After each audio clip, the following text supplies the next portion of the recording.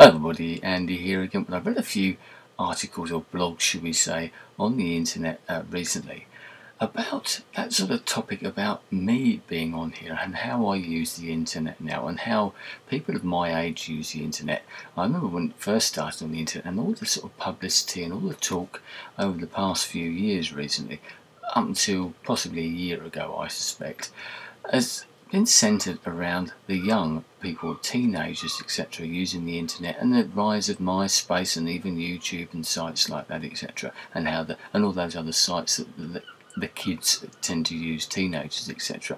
But these articles sort of back up the way that I think, and sort of that made me think, yeah, maybe I'm not alone. I know I'm not alone in as much as I know the people out there are watching this. But the articles, the first one that I saw today, actually was on a site called Mashable, which is a great site. They do Twitter and everything as well, and a great social media type of site, I suppose. Lots of very interesting articles and just snippets, etc., of news about what's going on this whole sort of topic, this whole sort of scene, I suppose. And their particular article was entitled "What Comes First, Internet or Breakfast?" Once again, an indication of the way that things are changing, and I believe that this is because of social media and because of social networking sites. I don't know what you're like, but I recognise myself in this particular article, is that in the past people have logged onto the internet usually when they got to work or something like that. Now what people are tending to do is that they're logging onto the internet a lot earlier than they used to.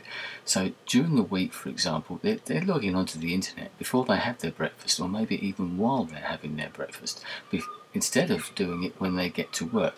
Now, I can understand that some people, the Blackberries and the mobile sort of communications revolution really that's going on and has been sort of really taking off with iPhones and Blackberries and that sort of thing over the last couple of years, certainly has made us more in touch with what's going on. That could be a work orientated thing, and I suspect that some people are getting online, should we say, earlier and earlier because it's a work related thing. They're checking their emails, or people are even emailing them or whatever.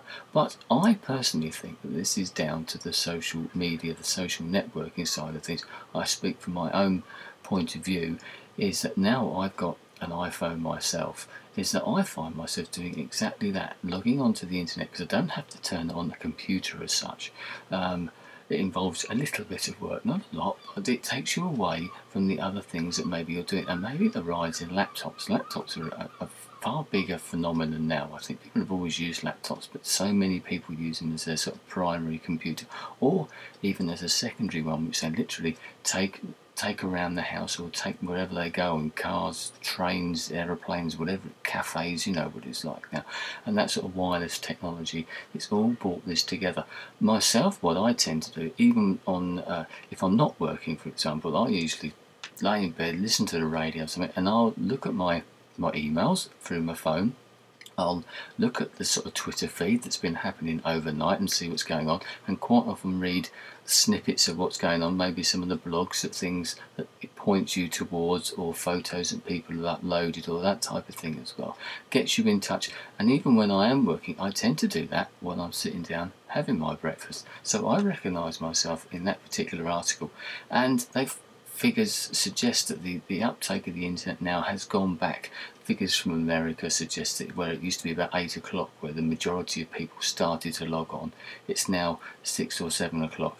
And one of the reasons for this, again, I think, is because of the rise of middle-aged people using the internet, and middle-aged people especially using social networking sites. As I said, I think what I'm looking at first thing in the morning is more of a social media type of thing. It's connected with my friends, my email address. I'm not looking at work emails, I'm looking at personal emails, whether they be about videos that I put up on YouTube, photos I put on Daily Booth, or things on Facebook or something like that. All those sort of social networking type of events. I'd love to know if you're the same, whether you recognise that, and maybe you get on that BlackBerry and you can't get away from work. I try to separate those two lives, as I said before, and try to sort of forget work until I actually get there and have to deal with it, and maybe turn away from the social media and into the real world, should we say, the money making world. But an article I saw today actually And one of the points about this particular video, I suppose, is the way that I've seen these particular articles. I've mentioned one, this is the second one, there's another one to come in a minute, is that two of them I found through a Twitter feed, and the other one I found through an application on my mobile phone of a British newspaper that's got an application that allows you to look at particular bits of the newspaper via your phone, mobile technology, and great applications they are too. This particular one was about middle-aged that are learning to love social networking sites, and obviously I've written a couple of things down here, and it says that in the past year there's been a 25% increase in 35 to 54-year-olds actually accessing and using social networking sites, as opposed to maybe some of the other sites. And I've got something here about the way that other sites have reduced in numbers. For example, I mean, Facebook, these are UK figures admittedly, but I imagine that they're pretty across the world now, across the board, is that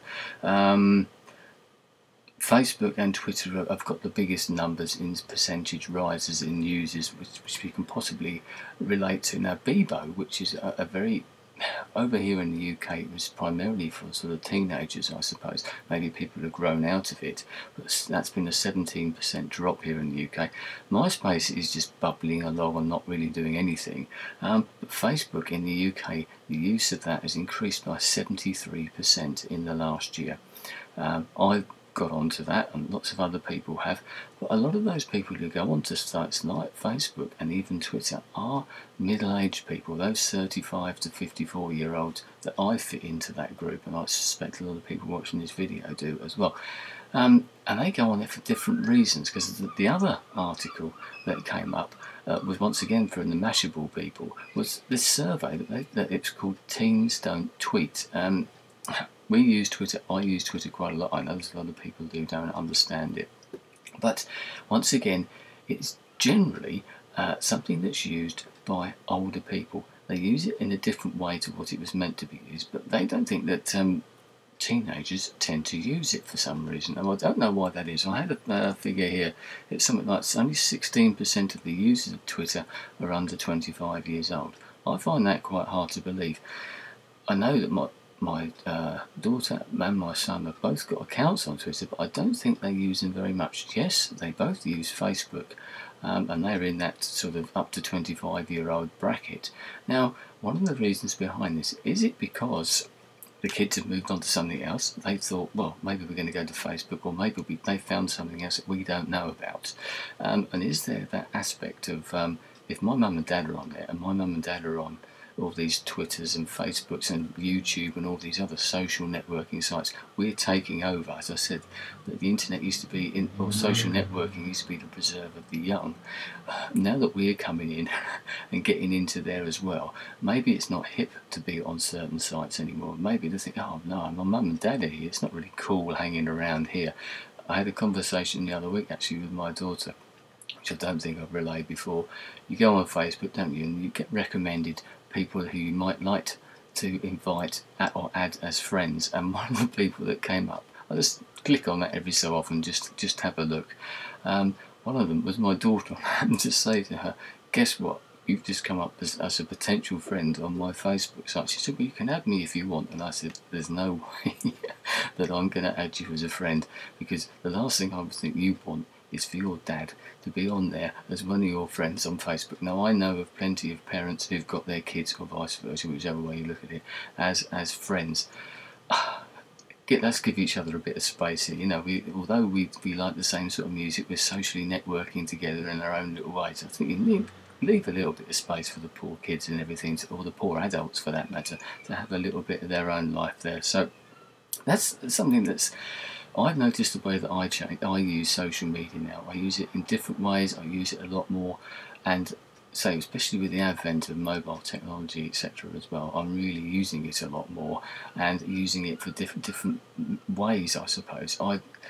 I connect with different people all over the place, locally and across the world, obviously, and maybe that's why we're moving around and we're moving away from things like YouTube, you know, which is, you know, one of those things that we've all noticed, that maybe people aren't making so many videos, maybe people aren't watching, the views are going down, etc., etc. We've all seen that type of thing, but we are connecting in other ways as well. And a lot of the people that I connect with here are more of those middle-aged type of people, those 35 to 54-year-olds, and we're sort of taking over in that respect. Whether the kids like that or not, we are generally younger at heart than what older people, our parents were when they were our sort of age. I don't know how they would have reacted to the social networking side of things if this had occurred about 30, 40 years ago. Probably a bit differently, and it wouldn't cross over with your kids and everything. We wouldn't meet up with people of different age groups. But 3 articles which sort of put this all into perspective made me think a little bit, and made me think, yeah, I can see exactly where this is going, and sort of without realising it, someone points something out to you and think, well, actually, yes, my life has changed. I do use the internet differently, especially over the past year with the advent of Twitter and the rise of Facebook, I suppose. I think that that's made us all look at this in a different way and start using it differently, and it sort of creeps up on you, and like anything like that, you don't realise until someone actually points out, or you read an article and it goes, yes, I see that, that is me. In some ways it can be a little bit worrying because you realise how much you use the technology, and as I said, I really think that it's the mobile side of it that's really taken off and has made this take off. And once again, the middle-aged people, maybe the more affluent people, which middle-aged people generally are, and this is all generalisations and statistics obviously, that they are more affluent, they tend to have the technology, don't they? The nice iPhones, the laptops, etc., the wireless internet connections, and the little dongles, as we call them over here, to give you the free Wi-Fi wherever you are, on the train, the plane, or wherever it might, or in the cafe or something like that. We're the people that tend to use that a bit more because we can afford to, maybe. But the kids, they like it as well. I want to see more younger people on here. I'd hate to think that they weren't coming to Facebook or to Twitter or some other site just because their mums and dads were there, because you can interact, but as I said before, it is nice to have that space, but they use it the way they want to use it. And as I've discussed before, we tend to use these sites and we tend to mould them for our own ends and our own means and the way we want to use them, which is why some sites are so much more successful than other ones. Twitter being a great example, I think, of the way that people use that. So there you are. This video could go on and on because it's one of those topics that I find quite fascinating, reading all these particular stories. One of the things I like about having the phone is reading all these different blogs that I would never have seen, and I'm reading more in that respect than I've ever read before, and these newspapers from all over the world are there on that little bit of on their little cell phones picture on the little window there. I can read articles, etc., from all over the world. Very, very interesting articles which provokes arguments, debates like that as well. So I'd love to know how you feel about this. If you're one of the younger people, especially one of the younger viewers, subscribers of mine, I'd love to know what you think about this. What do you think that social networking is something that's generally thought of as something for older people? What do your friends do? Are they involved with this, YouTube, Twitter, or whatever it is, on an active basis? I mean, I'm not talking about just people just watching YouTube or watching videos. Are you active in social networking? I think that's interesting. I think maybe older people tend to have, of my age, tend to have friendships, should we say, connect with people right across the world. I have a feeling that some of the younger people, looking at what my son and my daughter do online, they tend to be interacting with the people that are friends with them anyway, school friends, close friends. People maybe live a fair way away from them, but they know them. They're people that they've met or had relations with in some way or other, or they are relations in the past, or that they know. Whereas we older people maybe connect with people from across the world. Whether that's an age thing, once again, I don't know. But I'd love to hear your thoughts on this, whether you recognise yourself. What do you think about it? There you go. Discuss, as they say. Anyway, thanks for your time. I'll speak to you again soon. Goodbye.